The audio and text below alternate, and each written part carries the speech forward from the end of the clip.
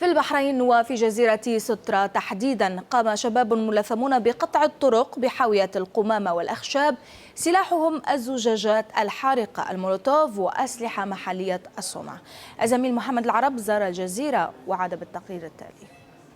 نحن في جزيرة سترة في مملكة البحرين. شباب ملثمون يقومون بقطع الطرق بحاويات القمامة والأخشاب ويتسلحون بالزجاجات الحارقة المولوتوف وأسلحة محلية الصنع.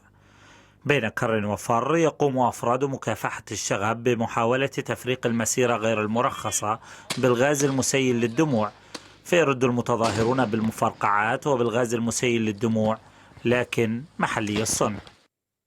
نحن نحاول الوصول إليهم لأخذ آرائهم لماذا يفعلون هذا وما هي مطالبهم، لكنهم يمنعون تقدمنا بقذف الحجارة نحونا. ها نحن نحاول مرة ثانية الاقتراب إلى المتظاهرين، وبعد شد وجذب حدث الحوار. ستوا قاطعين الطرق يا أختي، قاطعين الطرق في قريتنا، في قريتنا، بيوتنا،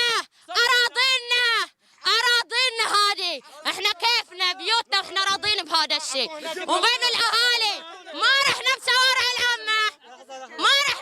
العامة، من يقطع الطرق الحين عشان ليش الناس لحظة، ليش يقومون يقطعون الطرق عشان الناس لا تجي تشيع؟ ليش؟ زين تمر رميتوا علينا حجر واحنا إعلام ليش؟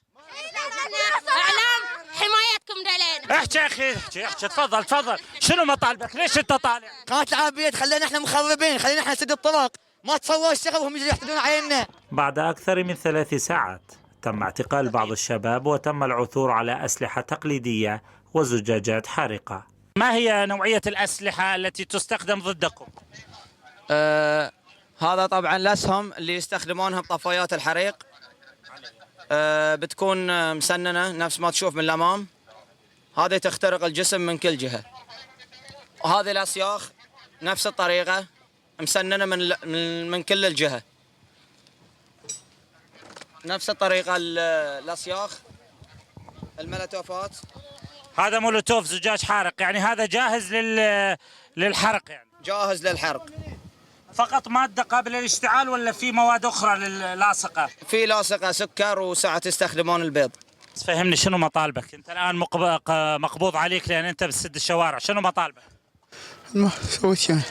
انتهى اليوم باعتقالات للمحتجين وإصابات في صفوف الشرطة، ويبقى الحال على ما هو عليه بانتظار يوم جديد لمواجهات يبدو أنها لا تتوقف. من جزيرة سترة في مملكة البحرين، محمد العرب، العربية.